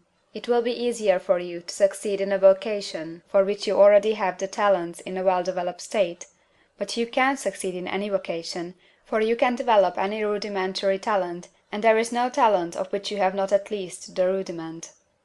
You will get rich most easily in point of effort if you do that for which you are best fitted, but you will get rich most satisfactory if you do that which you want to do. Doing what you want to do is life, and there is no real satisfaction in living if we are compelled to be forever doing something which we do not like to do, and can never do what we want to do. And it is certain that you can do what you want to do. The desire to do it is proof that you have within you the power which can do it. Desire is a manifestation of power. The desire to play music is the power which can play music seeking expression and development.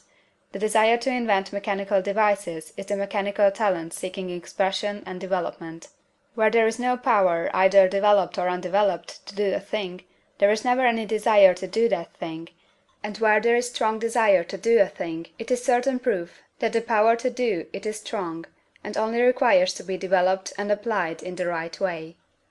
All things else being equal, it is best to select the business for which you have the best developed talent, but if you have a strong desire to engage in any particular line of work, you should select that work as the ultimate end at which you aim. You can do what you want to do, and it is your right and privilege to follow the business or avocation which will be most congenial and pleasant. You are not obliged to do what you do not like to do, and you should not do it except as the means to bring you to the doing of the thing you want to do.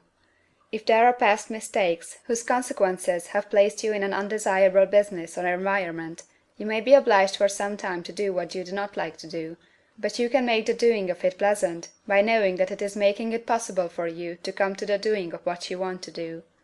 If you feel that you are not in the right vocation, do not act too hastily in trying to get into another one. The best way generally to change business or environment is by growth. Do not be afraid to make a sudden and radical change if the opportunity is presented, and you feel after careful consideration that it is the right opportunity. But never take sudden or radical action when you are in doubt as to the wisdom of doing so. There is never any hurry on the creative plane, and there is no lack of opportunity. When you get out of the competitive mind, you will understand that you never need to act hastily. No one else is going to beat you to the thing you want to do. There is enough for all. If one space is taken, another and a better one will be opened for you a little farther on. There is plenty of time. When you are in doubt, wait. Fall back on the contemplation of your vision, and increase your faith and purpose, and by all means, in times of doubt and indecision, cultivate gratitude. A day or two spent in contemplating the vision of what you want, and in earnest thanksgiving that you are getting it, will bring your mind into such close relationship with the Supreme that you will make no mistake when you do act. There is a mind which knows all there is to know, and you can come into close unity with this mind by faith and the purpose to advance in life, if you have deep gratitude. Mistakes come from acting hastily, or from acting in fear or doubt, or in forgetfulness of the right motive, which is more life to all, and less to none. As you go on in the certain way, opportunities will come to you in increasing number, and you will need to be very steady in your faith and purpose, and to keep in close touch with the all-mind by reverent gratitude. Do all that you can do in a perfect manner every day, but do it without haste, worry, or fear. Go as fast as you can, but never hurry. Remember that in the moment you begin to hurry, you cease to be a creator and become a competitor. You drop back upon the old plane again. Whenever you find yourself hurrying, call a halt. Fix your attention on the mental image of the thing you want, and begin to give thanks that you are getting it. The exercise of gratitude will never fail to strengthen your faith and renew your purpose. Chapter 14. The Impression of Increase.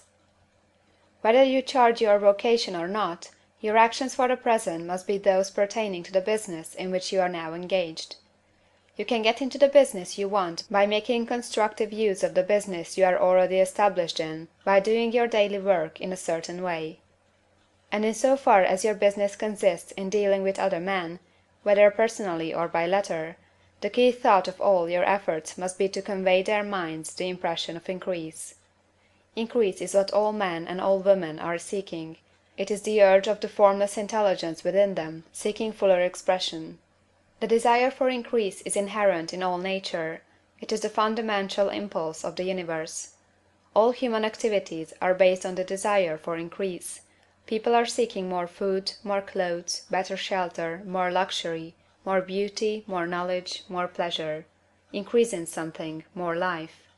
Every living thing is under this necessity for continuous advancement. Where increase of life ceases, dissolution and death set in at once.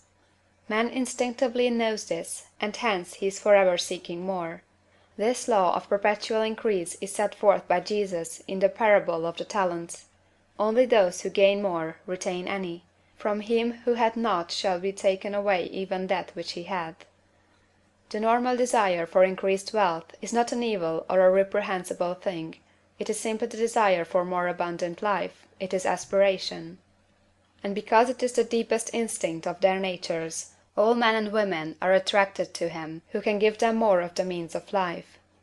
In following the certain way as described in the foregoing pages, you are getting continuous increase for yourself, and you are giving it to all with whom you deal.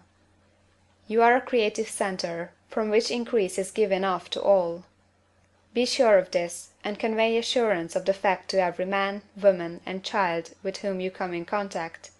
No matter how small the transaction, even if it be only the selling of a stick of candy to a little child, put into it the thought of increase, and make sure that the customer is impressed with the thought. Convey the impression of advancement with everything you do, so that all people shall receive the impression that you are an advancing man, and that you advance all who deal with you. Even to the people whom you met in a social way, without any thought of business, and to whom you do not try to sell anything, give the thought of increase. You can convey this impression by holding the unshakable faith that you, yourself, are in the way of increase, and by letting this faith aspire, fill, and permeate every action. Do everything that you do in a firm conviction that you are an advancing personality, and that you are giving advancement to everybody. Feel that you are getting rich, and that in doing so you are making others rich, and conferring benefits on all. Do not boast or brag of your success, or talk about it unnecessarily. True faith is never boastful. Wherever you find a boastful person, you find one who is secretly doubtful and afraid. Simply feel the faith, and let it work out in every transaction. Let every act and tone and look express the quiet assurance that you are getting rich, that you are already rich. Words will not be necessary to communicate this feeling to others. They will feel the sense of increase when in your presence, and will be attracted to you again. You must so impress others that they will feel that in associating with you they will get increase for themselves. See that you give them a use of value greater than the cash value you are taking from them. Take an honest pride in doing this, and let everybody know it, and you will have no lack of customers. People will go where they are given increase, and the Supreme, which desires increase in all and which knows all, will move toward you men and women who have never heard of you. Your business will increase rapidly, and you will be surprised at the unexpected benefits which will come to you. You will be able from day to day to make larger combinations, secure greater advantages, and to go on into a more congenial vocation if you desire to do so. But in doing all this, you must never lose sight of your vision of what you want, or your faith and purpose to get what you want.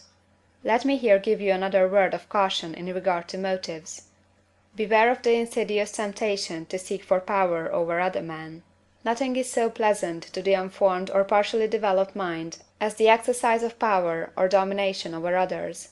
The desire to rule for selfish gratification has been the curse of the world. For countless ages kings and lords have drenched the earth with blood in their battles to extend their dominions. This not to seek more life for all, but to get more power for themselves. Today, the main motive in the business and industrial world is the same. Men marshal their armies of dollars, and lay waste the lives and hearts of millions in the same mad scramble for power over others. Commercial kings, like political kings, are inspired by the lust for power. Jesus saw in this desire for mastery the moving impulse of that evil world he sought to overthrow. Read the 23rd chapter of Matthew, and see how he pictures the lust of the Pharisees to be called master, to sit in the high places, to domineer over others, and to lay burdens on the backs of the less fortunate. And note how he compares this lust for domination with the brotherly seeking for the common good to which he calls his disciples. Look out for the temptation to seek for authority, to become a master, to be considered as one who is above the common herd, to impress others by lavish display, and so on. The mind that seeks for mastery over others is the competitive mind, and the competitive mind is not the creative one. In order to master your environment and your destiny, it is not at all necessary that you should rule over your fellow men, and indeed, when you fall into the world's struggle for the high places, you begin to be conquered by fate and environment, and your getting rich becomes a matter of chance and speculation. Beware of the competitive mind. No better statement of the principle of creative action can be formulated than the favorite declaration of the late Golden Rule Jones of Toledo: "What I want for myself, I want for everybody." Chapter 15. The Advancing Man. What I have said in the last chapter applies as well to the professional man and the wage earner as to the man who is engaged in mercantile business. No matter whether you are a physician, a teacher, or a clergyman, if you can give increase of life to others and make them sensible of the fact, they will be attracted to you, and you will get rich. The physician who holds the vision of himself as a great and successful healer, and who works toward the complete realization of that vision with faith and purpose, as described in the former chapters, will come into such close touch with the source of life that he will be phenomenally successful. Patients will come to him in throngs. No one has a greater opportunity to carry into effect the teaching of this book than the practitioner of medicine. It does not matter to which of the various schools he may belong, for the principle of healing is common to all of them, and may be reached by all alike. The advancing man in medicine, who holds to a clear mental image of himself as successful, and who obeys the laws of faith, purpose, and gratitude, will cure every curable case he undertakes, no matter what remedies he may use. In the field of religion, the world cries out for the clergyman who can teach his hearers the true science of abundant life. He who masters the details of the science of getting rich, together with allied sciences of being well, of being great, and of winning love, and who teaches these details from the pulpit, will never lack for a congregation. This is the gospel that the world needs. It will give increase of life, and men will hear it gladly, and will give liberal support to the man who brings it to them. What is now needed is the demonstration of science of life from the pulpit. We want preachers who can not only tell us how, but who in their own persons will show us how. We need the preacher who will himself be rich, healthy, great, and beloved, to teach us how to attain these things, and when he comes he will find a numerous and loyal following. The same is true for the teacher who can inspire the children with the faith and purpose of the advancing life. He will never be out of a job. And any teacher who has this faith and purpose can give it to his pupils. He cannot help giving it to them if it is a part of his own life and practice.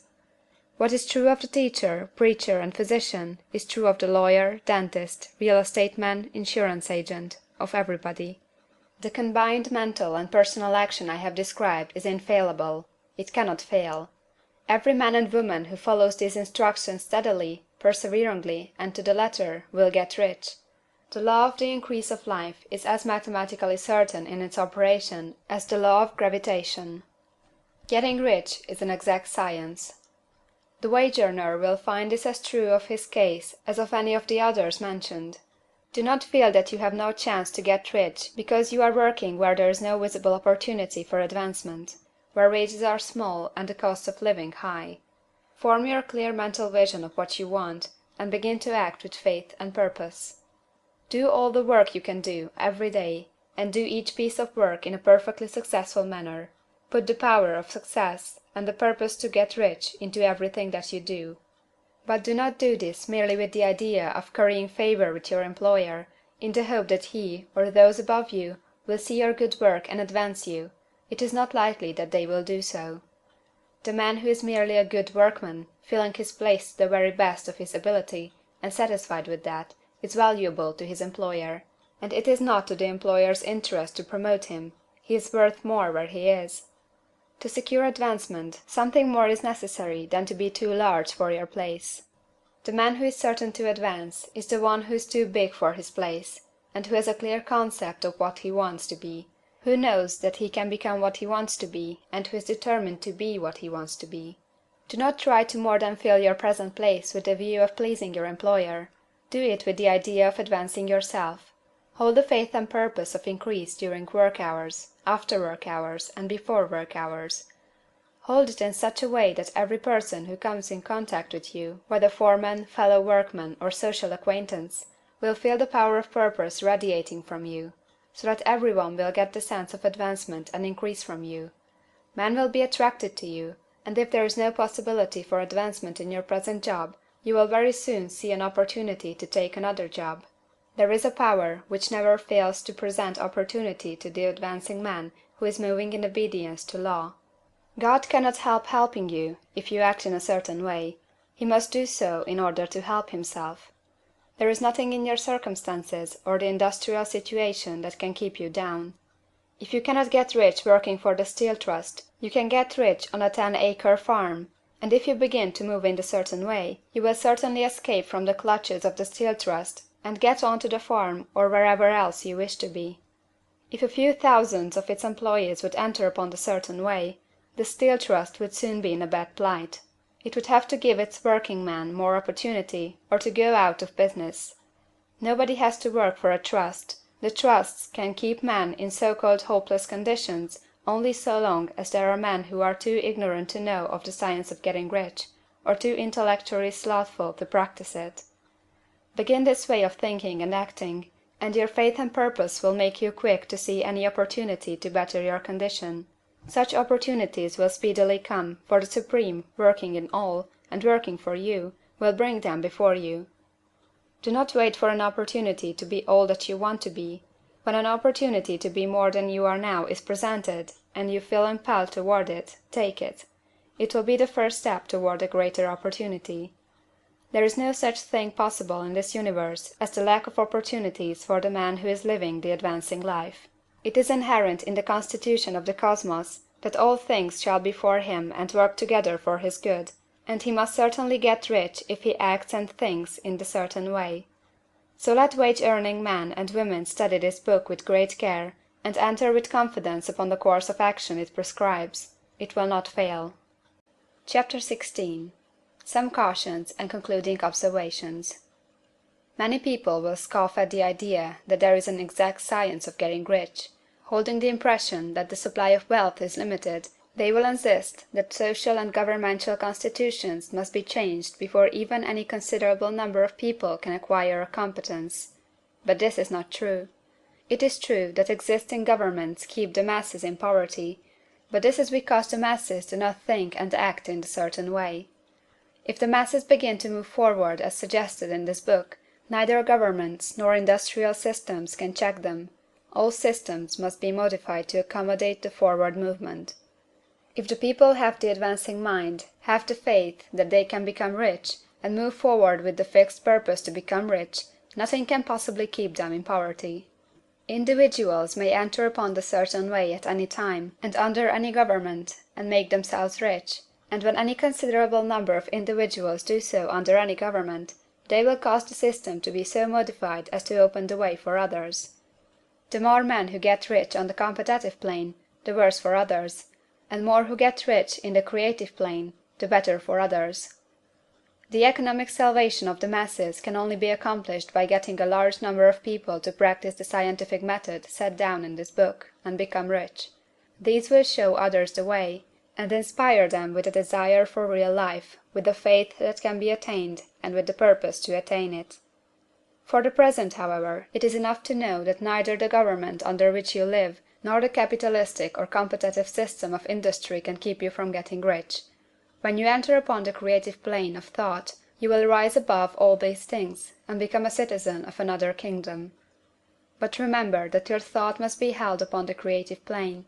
You are never for an instant to be betrayed into regarding the supply as limited, or into acting on the moral level of competition. Whenever you do fall into old ways of thought, correct yourself instantly. For when you are in the competitive mind, you have lost the cooperation of the mind of the whole. Do not spend any time in planning as to how you will meet possible emergencies in the future, except as the necessary policies may affect your actions today.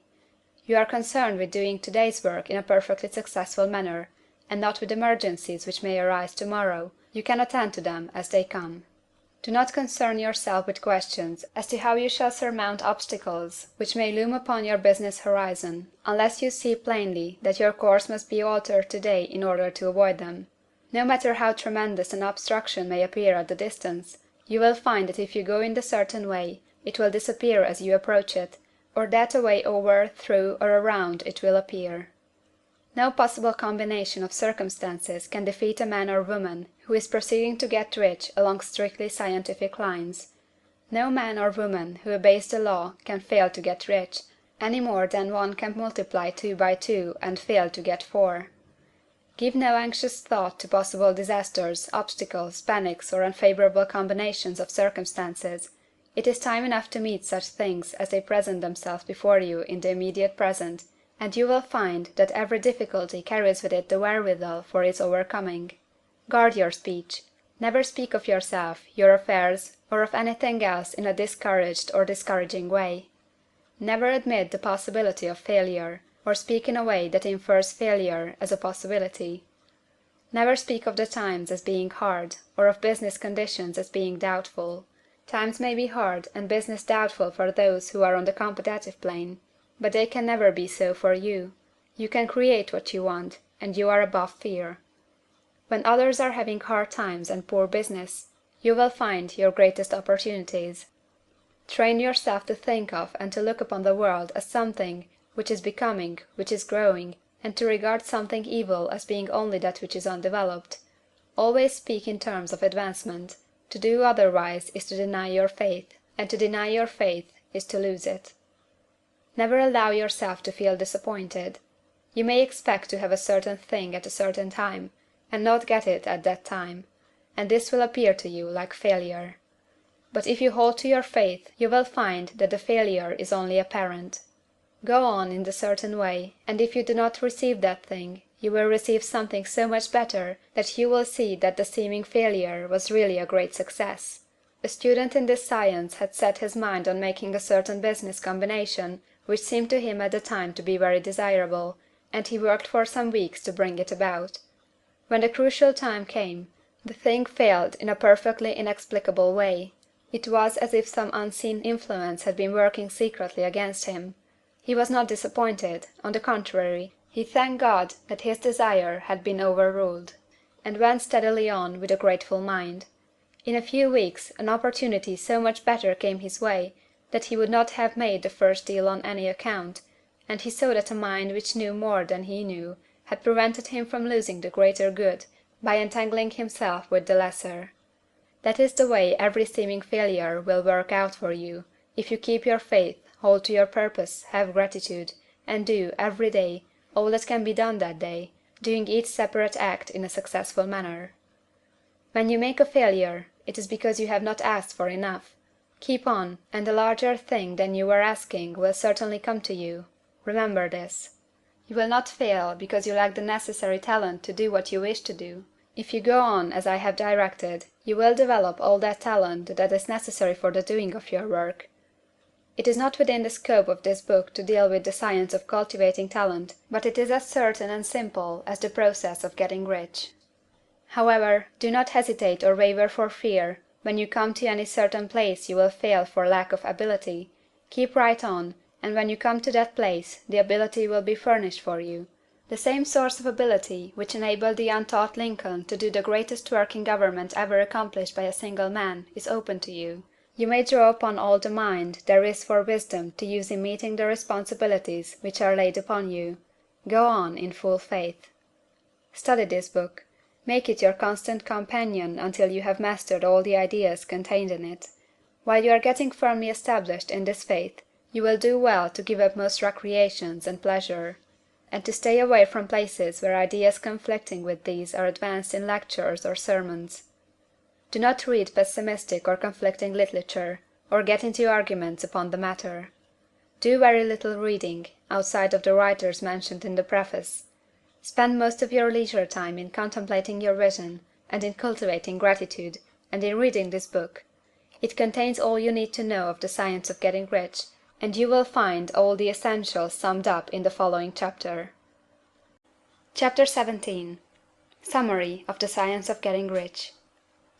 There is a thinking stuff from which all things are made, and which, in its original state, permeates, penetrates, and fills the interspaces of the universe. A thought in this substance produces the thing that is imaged by the thought. Man can form things in his thought, and by impressing his thought upon formless substance can cause the thing he thinks about to be created. In order to do this, man must pass from the competitive to the creative mind, otherwise he cannot be in harmony with the formless intelligence, which is always creative and never competitive in spirit. Man may come into full harmony with the formless substance by entertaining a lively and sincere gratitude for the blessings it bestows upon him. Gratitude unifies the mind of man with the intelligence of substance, so that man's thoughts are received by the formless.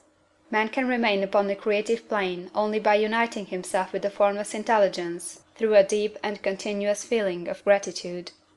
Man must form a clear and definite mental image of the things he wishes to have, to do, or to become, and he must hold this mental image in his thoughts while being deeply grateful to the Supreme that all he desires are granted to him. The man who wishes to get rich must spend his leisure hours in contemplating his vision, and in earnest thanksgiving that the reality is being given to him. Too much stress cannot be laid on the importance of frequent contemplation of the mental image, coupled with unwavering faith and devout gratitude. This is the process by which the impression is given to the formless, and the creative forces set in motion.